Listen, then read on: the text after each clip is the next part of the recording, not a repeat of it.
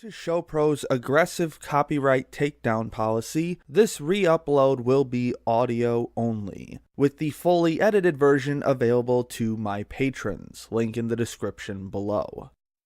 Before we wrap up Pokemon Month, let's check out a more recent series of web shorts, Pokemon Generations. This series was meant to highlight some of the standout moments from each generation of the Pokemon video games, so let's go through a brief rundown of each episode to see what's in store.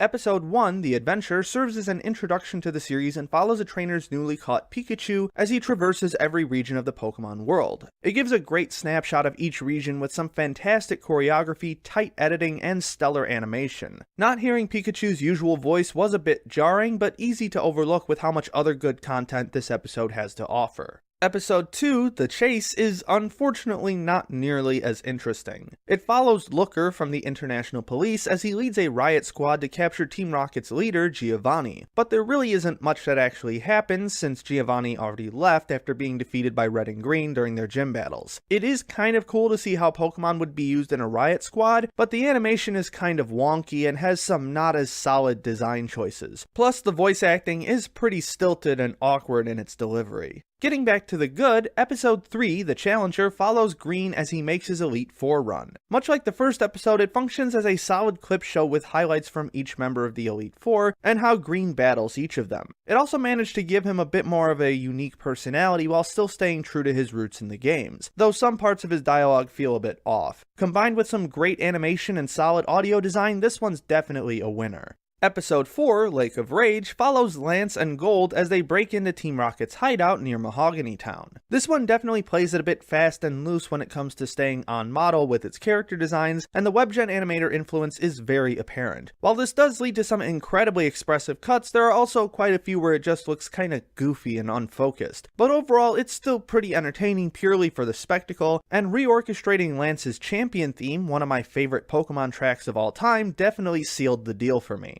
Episode 5, The Legacy, returns to Looker's story as he interrogates Silver about the whereabouts of his father, Giovanni, and somehow it manages to be even worse than Episode 2. Without any interesting details or anything visually interesting, everything falls on the dialogue being spoken, which is delivered just as poorly as last time. The lines are also incredibly simplistic and repetitive with not nearly enough emotion behind it to make Silver's story feel memorable. I'm not sure whose ideas these Looker episodes were, and I really don't get why Pokemon is pushing Looker so hard in general, but I really wish they didn't take up so much of this series, as we'll see in later episodes. Episode 6, The Reawakening, follows Yusin as he retells the legend of the Burned Tower and the rebirth of Raikou, Entei, and Suicune. This one really sells itself on its visual and audio presentation, which are both really solid. In particular, the music is unbelievably gorgeous and thick with emotion. Yusin's recounting of the original legend is pretty good as well, until he writes in some anime original ideas for some odd reason that feel really forced and drew me, someone who started in Gen 2, completely out of the experience. Still, it's a nice little vignette with some great presentation, so it's definitely worth viewing. Episode 7, The Vision, might actually be my favorite episode from the entire series simply because of the raw emotion it inspires. Maxie and the rest of Team Magma are preparing to head for the seafloor cavern as Ruby starts crashing through their base in hot pursuit, and Maxie has Courtney stay behind and stall for them. While most of the short relies on the hype of evacuating the base and watching Ruby tear shit up, the real meat shows up near the end when Courtney experiences a vision of Groudon's awakening and the terrifying destruction it creates, with some absolutely gorgeous animation and color design. Also, this face at the end, priceless, and Sandy Fox's performance is terrifyingly alluring. Episode 8, The Cavern, is basically the same except with Team Aqua and with Archie finally executing his plan to revive Kyogre. It actually turns into a tale of intense hubris with Primal Kyogre's power expanding way beyond what Archie can control, leading to a near-apocalyptic scenario. Unfortunately, the lead up to the disaster isn't that great since Shelly's dialogue is so standard and Archie is so prideful that he loops right back around to being dumb, but the animation in the second half definitely sells the hugeness of Kyogre's destruction, and the choir version of the Gen 3 legendary theme is near godlike. Episode 9, The Scoop, follows reporters Gabby and Ty as they sneak into the Moss Deep Space Center to dig up an exclusive story about a certain meteor. The footage they find shows Rayquaza and an unnamed trainer going toe-to-toe with the mysterious alien Pokemon Deoxys, and the animation for this fight is simply incredible. It's creative, exciting, and extremely visceral in almost every impact, and they really sell you on Deoxys' alien nature. I even ended up enjoying Gabby and Ty's banter as they watched the video. I'm surprised that Gen 3 was the first one that Generations got completely right, and it's definitely worth the voyage. Episode 10, The Old Chateau, follows Cheryl and her Chansey as they explore the titular mansion. This one really came out of nowhere as a straight-up horror story, with the ghosts of the old mansion deceiving and haunting the two as they explore. This is a legitimately frightening episode with tons of ghoulish and terrifying imagery that'll make you jump right out of your skin, and the animation is extremely detailed and vibrant, though often drawn in a strangely sensual way that makes me question what they're trying to insinuate.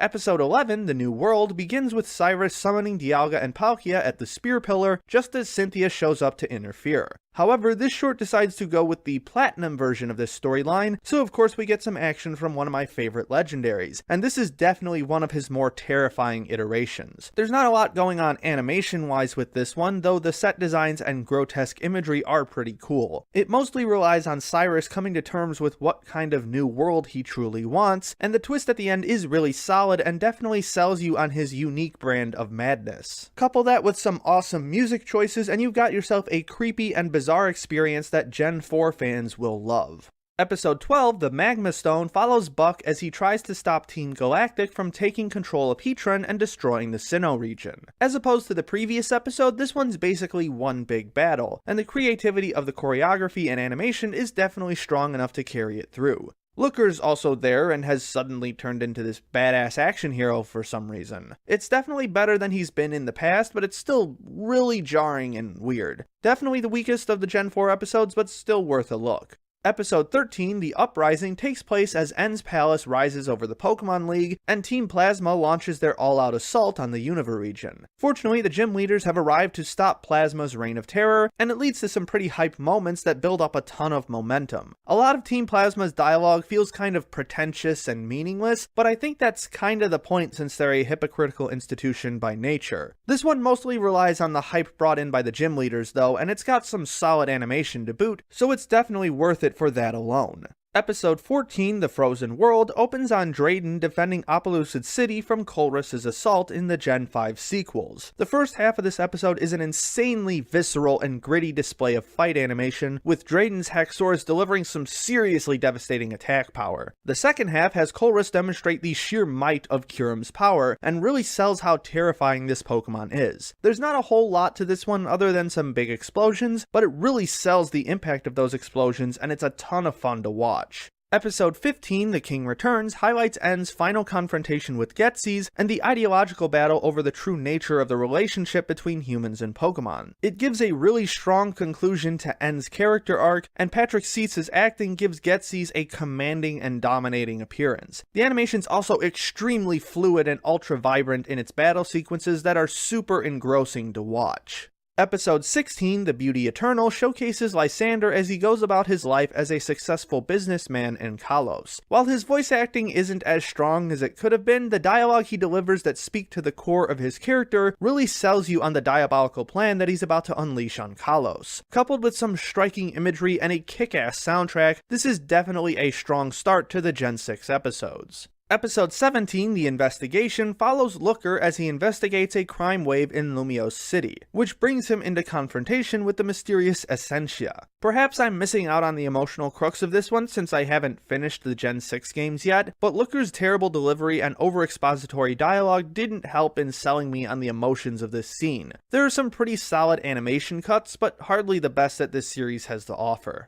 The final episode, The Redemption, shows the mysterious AZ challenging the player character to a battle. Meanwhile, a mother and daughter in the audience relive the fairy tale based on the mysterious man's story. It has some very picturesque and storybook-like visuals to supplement the fairy tale style, but I would have much rather had AZ himself tell his own story to give it some more emotional pull. Again, I haven't finished Gen 6, so maybe I'm missing a bit of detail, but I still managed to get invested in his story. Not the strongest ending to this series, but still a solid bit of storytelling. Overall, despite 2 or 3 bad episodes, Pokemon Generations is a welcome nostalgia trip highlighting the best moments from each of the games. It feels like what Pokemon Origins tried to do but failed, while also achieving it on a much larger scale. Sure, there are some moments that I would have liked to see much more than others. Personally, a Canalave library scene would have been perfect for me, but that's just my personal preference, and the sheer level of talent on display with the animation is absolutely stunning. Normally, I'd have a problem with a series that's entirely dependent on the viewer having played the games, but since that's so obvious going in and its presentation is so strong, I can easily overlook it this time. Definitely give this one a watch if you're in a nostalgic mood and are searching for some really cool animation. That's it for this video. Tomorrow we'll finally bring Pokemon Month to a close with the ultra hyped and ultra controversial Pokemon I Choose You. And don't forget to check out my other content while you wait. Special thanks to Jan Rogowski, Rourketon Joing, JJJ User, Kushina Minami, and all my other patrons for their generous support. My name is Ember, and I'll see you next time.